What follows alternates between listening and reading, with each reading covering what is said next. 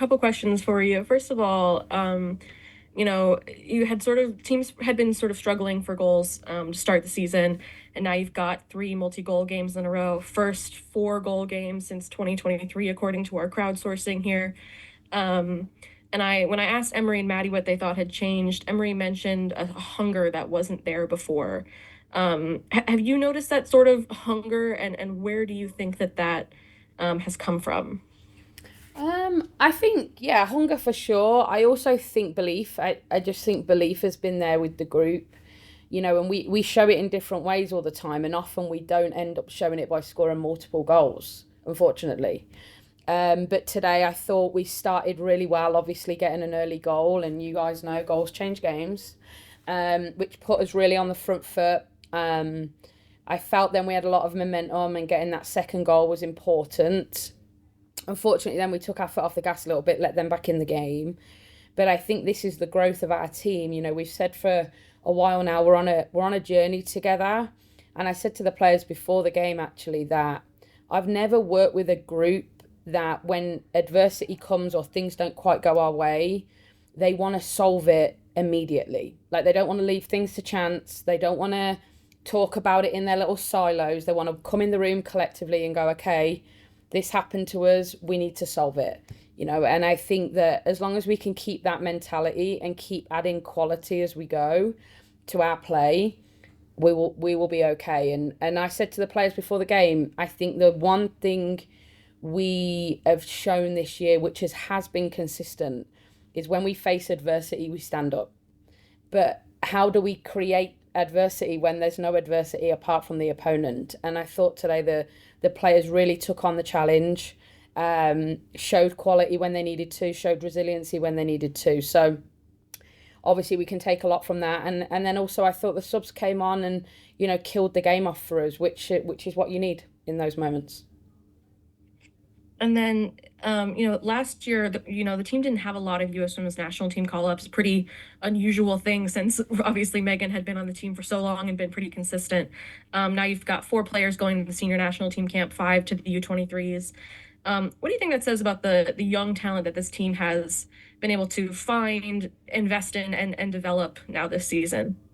Yeah, I think it says a lot about one, our sort of planning and what we thought might evolve. And secondly, it doesn't happen if the players don't step up and perform, and I think that's what they're doing. You can say we think so and so player has loads of potential and has all the quality to be able to play at this level. We can say that, but we're seeing it.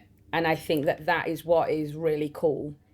Um, and I think along the way, throughout this first half of the season, we've had to marry that with the experience that we have.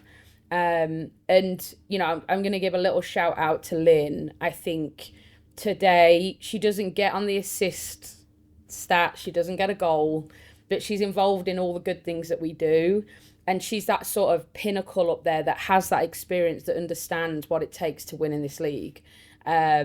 So without someone like her in the forefront of it, I think the young ones would be looking for someone to work off, and thankfully having Lynn means that they have that sort of stalwart up there who sets the tone for them all the time. Thanks, Laura. All right, Stephen. I'm sorry, not Stephen. Jeffrey, over to you, please. Emery's had a chance to get a lot more minutes in recent matches. Can you comment on her game today? That brace, the way she stepped up and took the penalty, cracking an early shot when it was a chance to maybe get you that third goal early, the aggressiveness that she's playing with. Can you comment on what she's been like lately?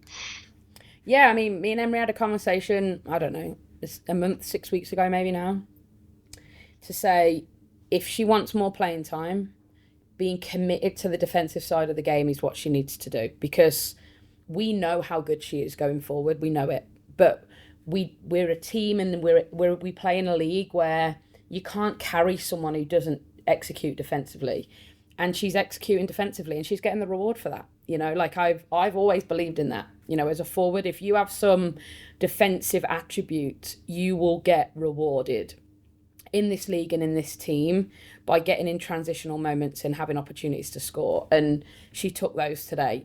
I just watched the highlights back, and maybe she could have had a third. She could have also slipped Lynn in, for Lynn to get an opportunity. But those are the little growth things for her to continue on. But now she's set her own standard that we know she can do on both sides of the ball. So it's the challenge for her now to stay in that standard and keep pushing forward from there. And then my only other question on that is, Jess and has left for Wales early. Mm-hmm. Your midfield has shown a great deal of depth this year, and then G's showing a bit of a bounce back as well. Yeah. The state of your midfield going into mid-season? Thank you. I think the greatest thing that the group have right now is two things: competition and respect. They respect each other so much, and they know that, Coco had been really good for us, right? Coco had been playing really well and just had an off day last week. And G came on and played really well. And the reward that G got was to start. And she rewarded herself again today by getting a goal and getting two assists. And that's the G that we signed, and unfortunately we haven't seen that a little bit. Maybe she got complacent. I don't know what it was, but she's come back and proven the G that we all know she is, which is great because that's the quality that we know she is and we know that we need from her. All right. And we'll go your win next. Hey, Laura. We can do either one. Go ahead. Grant or Annie? And Annie Peterson. Oh, sorry about that. That's okay. Laura, I'm going to ask you a question that's kind of like unrelated to the game or anything. As we head into the break, a lot of fans and a lot of people in women's soccer are going to be turning their attention to the Euros. And as somebody who's been in the game forever, I've kind of wanted to get you to reflect on the growth of the game since your time at Arsenal and since you've been at the NWSL. And if there was a moment in time that you knew that the sport was going to get to the point that it is today in terms of popularity. Yeah, woof, deep. It's a deep question. Sorry. It's okay. Sorry. It's okay. It's got a lot of depth to that one. Look, the game's exploded, and you're making me reminisce a little bit. I remember going to Great Britain, Brazil at Wembley at the 2012 Olympics. And for those who know Wembley, you walk down Wembley Way, right? And I'd never in my life thought I would see Wembley Stadium full for women's football. And that was in 2012. And then I was like, wow, this is amazing. But it's the Olympics, right? So it's a unique competition. I then went to the 2015 World Cup and thought, whoa, this is crazy. And then I honestly think those major tournaments that I was able to witness myself, then I think the true sort of explosion happened in France in 2019. And obviously from a US perspective, winning it the way they did, how they did, was phenomenal.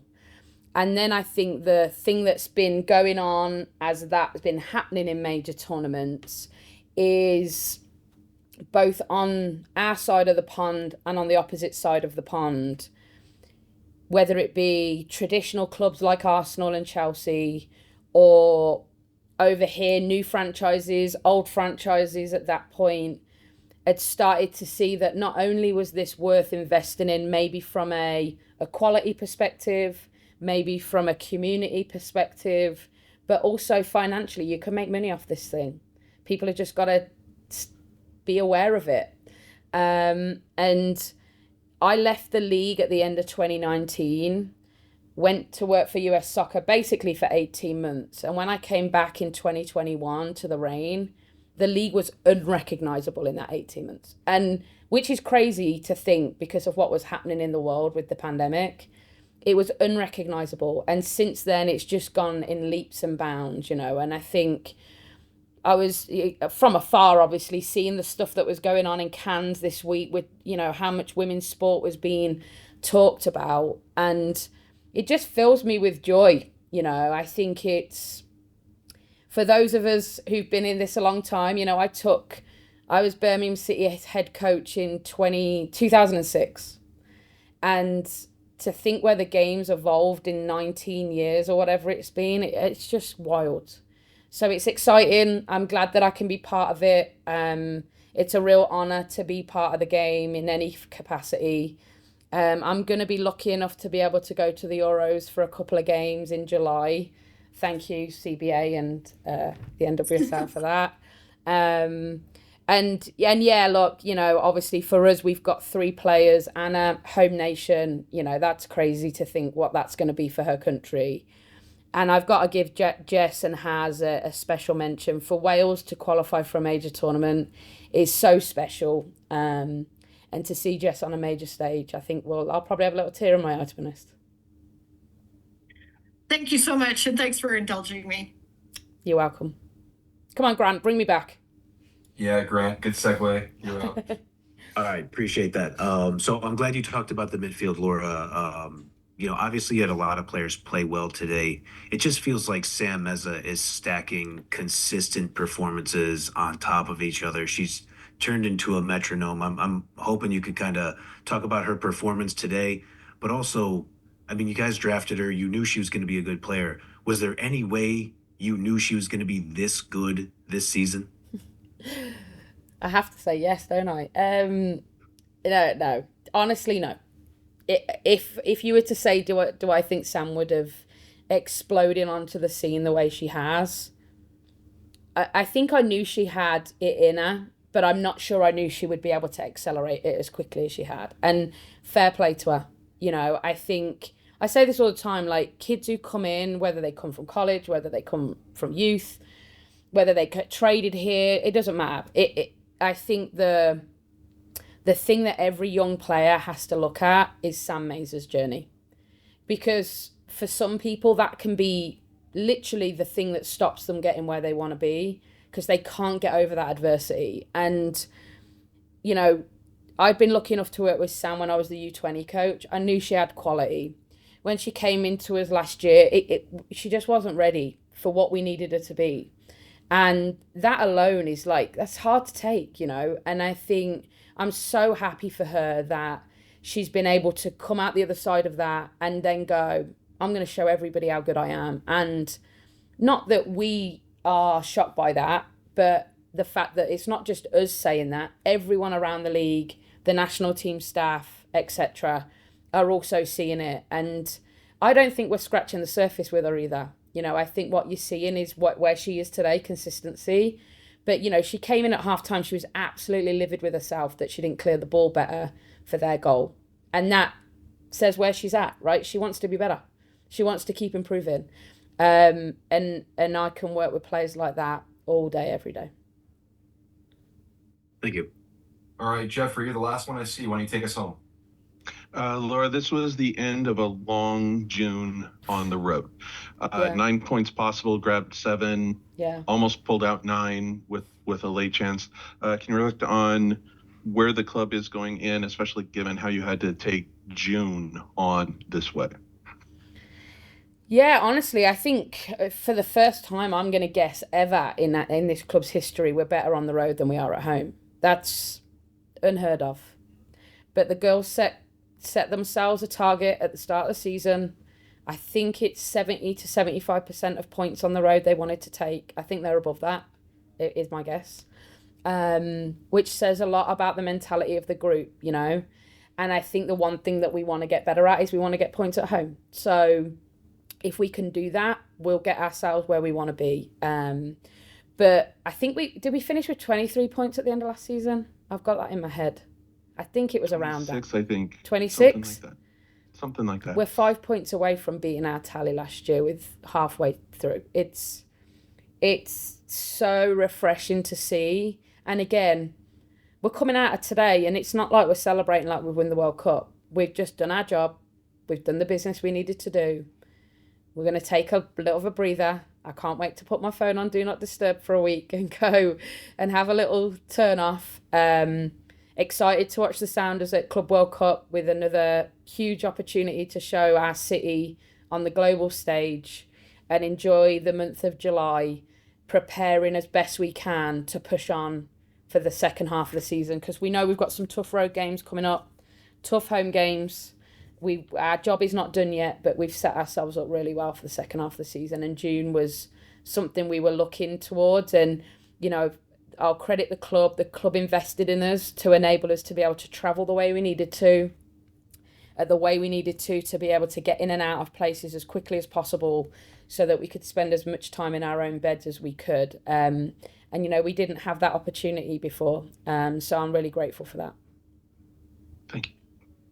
Coach, congratulations again. Safe travels home. Thanks, Alex. Thanks, guys. Recording Take stopped. care.